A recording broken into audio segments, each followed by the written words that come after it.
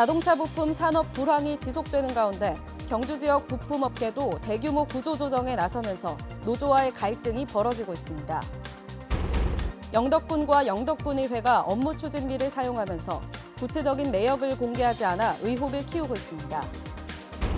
용산 참사 10주기 범국민 추모위원회는 자유한국당 김석기 국회의원 사무실을 찾아 책임자 처벌 촉구 기자회견을 열고 김석기 의원의 사퇴와 제명을 요구했습니다.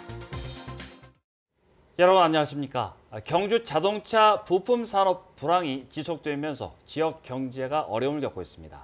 급기야 경주의 한 자동차 부품업체가 직원들을 대상으로 대규모 구조조정에 나서 노조가 크게 반발하고 있습니다. 장미쁨 기자가 보도합니다. 경주의 자동차 부품업체 노동자들이 사측의 일방적인 명예퇴직 통보에 반발하는 기자회견을 열었습니다. 노조는 경영난 극복을 위해 노사가 고통분담 합의서를 작성한 지 불과 일주일 만에 사측이 전 직원을 대상으로 일방적인 명예퇴직을 시작했다고 밝혔습니다. 그동안 임금 삭감, 일부 사업 매각, 전환 배치 등에 합의하는 등 고통분담을 위해 적극 동참해왔지만 회사가 이 같은 노조의 노력을 무시하고 구조조정을 실시하려 한다며 비판했습니다. 지금 이때까지 해왔던 행위들이 아무런 효과가 없다고, 회사가 좀 어렵다고 사람을 자른다는 것이 과연 회사가 살아날 수 있는 길인가? 노조는 최근 잇따른 경기 불황 속에서 사측의 대화 중단과 일방적인 명예퇴직은 대규모 구조조정의 신호탄이 될 수 있다며 크게 우려하고 있습니다. 자동차 산업이 힘든 상황 속에서 사용자 측의 일방적 통행이 이렇게 지속된다면 모든 사업종으로 번져갈 것이고 이런 것들이 곧 전체 노동자들에 대한 고용 불안에 대한 심화가 격화될 것으로 판단되고 있습니다. 실제로 경주 지역 산업의 80%를 차지하는 자동차 부품 산업은 최근 생산량이 크게 줄어들어 지역 경제에도 큰 타격을 줄 만큼 심각한 상황입니다. 업체 측은 수년째 적자가 이어지고 있는 상황에서 인건비가 회사 경영에 적지 않은 부담을 주고 있다며 일부 구조조정이 불가피하다고 밝혔습니다. 자동차 산업의 침체로 경주 지역 산업계도 경영난에 빠지면서 노사 관계에서 갈등을 빚는 사업장도 갈수록 늘어날 것으로 우려됩니다. MBC 뉴스 장미쁨입니다. 대구지방법원 제1형사부는 황유성 울진군 의원과 백정예 전 울진군 의원에 대한 뇌물수수 혐의 항소심에서 검사와 피고인의 항소를 모두 기각했습니다. 이들은 지난 2016년 한 주민으로부터 자신이 운영하는 정미소를 울진군이 공영주차장 부지로 매입할 수 있도록 힘써달라며 현금 300만 원씩을 받은 혐의로 1심에서 징역 8월에 집행유예 2년과 벌금 600만 원을 각각 선고받았습니다. 형이 확정될 경우 현직인 황 군 의원은 의원직을 잃게 되고 지난 지방선거에서 낙선한 백 전 군 의원은 10년간 피선거권이 박탈됩니다. 용산 참사 10주기 범국민 추모위원회는 오늘 자유한국당 김석기 국회의원 사무실 앞에서 책임자 처벌 촉구 기자회견을 가졌습니다. 추모위원회는 용산 참사가 발생한 지 10년 만에 경찰의 과잉 진압이라는 결론이 나왔지만 책임자 처벌은 이뤄지지 않았다며 당시 책임자였던 김석기 의원의 사퇴와 국회의원 제명을 촉구했습니다. 또 반인권적 국가범죄에 대한 공소시효 배제 특례법 등을 제정해 국가폭력 사건에 공소시효가 없다는 원칙을 분명히 세울 것을 요구했습니다. 최근 자치단체와 지방의회의 업무 추진비에 대한 공개 요구가 거세지면서 공개 조례를 제정하는 곳이 잇따르고 있는데요. 하지만 구체적인 내역을 공개하지 않거나 아예 기본적인 사항도 공개하지 않는 곳이 많아 의혹을 키우고 있습니다. 한기민 기자가 보도합니다. 영덕의 한 시민단체가 정보 공개를 통해 받은 영덕군 의회 업무 추진비 사용 내역입니다. 대부분 식비로 사용했는데 행사 제목과 날짜, 금액만 표시돼 있을 뿐 어디서 누구와 썼는지 증빙 자료가 없습니다. 접대성 경비는 목적과 일시, 장소, 집행 대상을 기재해서 용도를 명확히 해야 하고 휴일과 심야 시간, 술집에서는 원칙적으로 사용이 제한됩니다. 인근 울진군 의회는 그나마 누가 무슨 이유로 얼마나 썼는지 홈페이지를 통해 상시 공개하고 있지만 영덕군 의회는 기본적인 사용 내역조차 스스로는 공개하지 않고 있습니다. 판국민은 의장하고 부의장이 알아서 썼기 때문에 저희들은 그 내용에 대해서는 잘 몰라요. 정보 공개도 안 됐을 거예요, 아마. 8대 때는 이렇게는 하지 말아야 되겠다 이런 생각은 갖고 있지.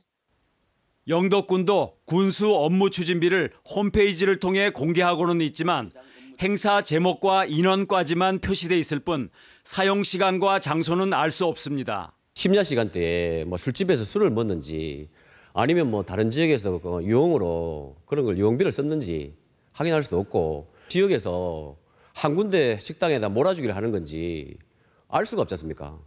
예산 집행의 투명성을 요구하는 목소리가 커지면서 최근 일부 지방의회에서는 업무 추진비를 제대로 공개하도록 잇따라 조례를 제정하고 있습니다. MBC 뉴스 한기민입니다.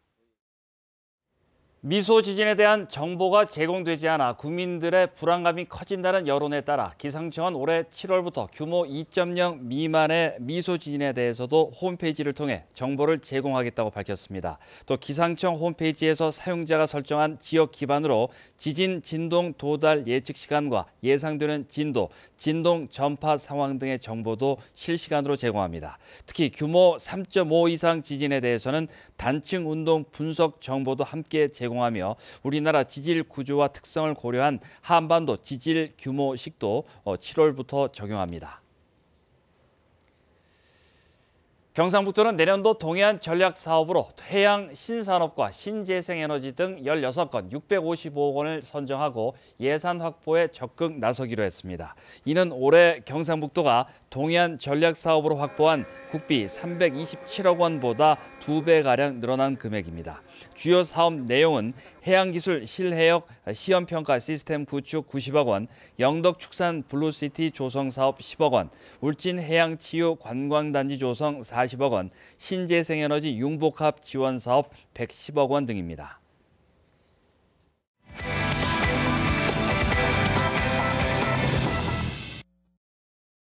경주 황리단길이 인기를 끌면서 이색적인 볼거리도 늘고 있습니다. 한국적인 정감을 담은 목판화 갤러리를 노지연 아나운서가 소개합니다. 황남동 어느 골목에서 만난 할머니와 시장에서 순대를 파는 노점상. 평범한 사람들의 모습이 목판에 새겨졌습니다.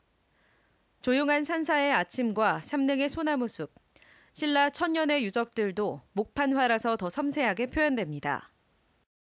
유명한 사람들은 아니고 시장 통의 사람들, 또 길 지나가는 할아버지 할머니 모습, 또 농부의 모습, 아버지의 모습, 아니면 뭐 젊은 사람보다는 노인의 모습, 이를 통해서 우리가 잊고 지냈던 감성을 끌어내는 그런 작업이라고 볼 수 있습니다. 갤러리를 운영하는 전진은 작가는 모친의 병간호를 위해 경주로 귀향한 뒤 대학 시절 이후 놓고 있던 조각도를 다시 잡았습니다. 추상 계열이 주를 이루는 목판화 시장에서 서민의 삶을 흑백으로 찍어내 주목받습니다. 거칠고 투박하기보다 세밀한 묘사를 살린 목판화 500여 점이 전시된 갤러리는 황리단길에 특별한 감성을 더하고 있습니다. 이어서 볼만한 전시와 공연 소식입니다. 부산 국제 비디오 아트 페스티벌 전이 포항 중앙아트홀 전시실에서 열리고 새해를 여는 소리 위드 장사익 공연이 경주 예술의 전당 화랑홀에서 펼쳐지며 오인섭 초대 개인전이 경주 갤러리 라우에서 이어지고 있습니다. MBC 뉴스 노지연입니다. 포항시 인구가 3년째 줄어드는 가운데 신생아도 감소세가 이어지고 있습니다. 포항시의 신생아는 2016년 4,100명에서 2017년 3,500명, 지난해에는 3,200명으로 3년 새 1,000명 가까이 줄었습니다. 지난해 포항시 인구가 3,000명 줄어든 것으로 볼 때 신생아 감소도 인구 감소에 영향을 준 것으로 보입니다. 경주시 안강읍 두류리의 의료 폐기물 처리 업체가 소각량 증설을 추진하는 가운데 오늘 이와 관련된 주민설명회가 열렸습니다. 주민들은 이미 이곳에서는 전국에서 온 각종 의료 폐기물이 매일 100톤씩 소각되고 있는데 업체 측이 처리 용량을 50톤 추가 증설할 경우 주민들의 생활 환경은 더 악화될 것이라고 주장했습니다. 특히 안강읍 두류리 일대는 이미 40여 개 달하는 폐기물 업체가 들어서 주민들의 환경권을 크게 침해하고 있다며 경주시와 환경청의 대책 대책을 촉구했습니다. 이에 대해 해당 업체는 소각 이후 배출되는 유해 물질은 모두 기준치 이하로 안전해 증설해도 문제가 없다는 입장을 밝혔습니다. 어젯밤 9시 30분쯤 포항시 대이동 4차선 도로에 멧돼지 2마리가 나타나 주민들이 한때 불안에 떨었습니다. 당시 도로에는 차들이 다니고 있었고 행인들도 있었지만 별다른 피해는 발생하지 않았고 멧돼지는 인근을 돌아다니다 양학동 야산으로 사라졌습니다. 경북 동해안은 오늘 평년 수준을 웃도는 기온의 온화한 하루였습니다. 내일도 오늘과 비슷한 기온 분포를 보이겠지만 중국발 스모그가 유입되면서 공기가 탁해지겠습니다. 안수진 기상캐스터입니다.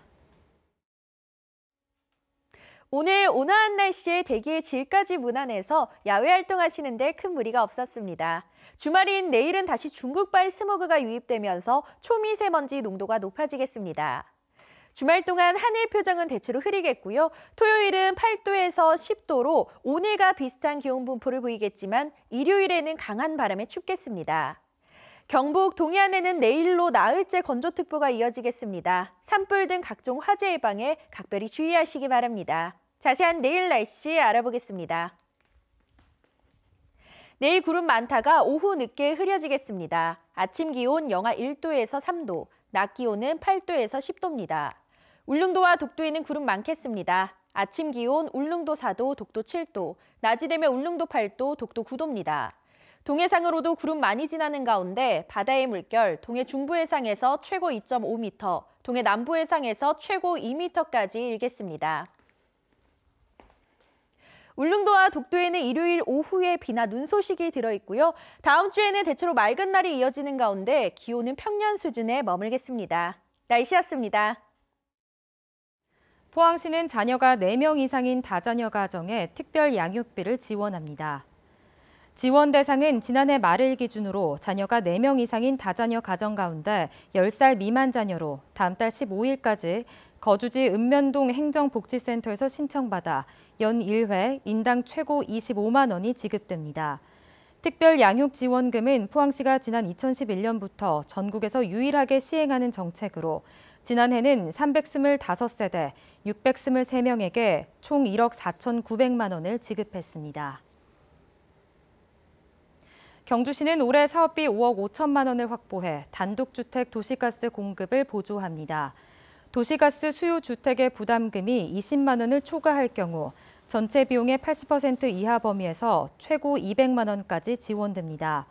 도시가스 보조사업자는 보조금 초과 공사 금액과 계량기, 배관, 가스보일러 설치비 등을 부담하게 됩니다.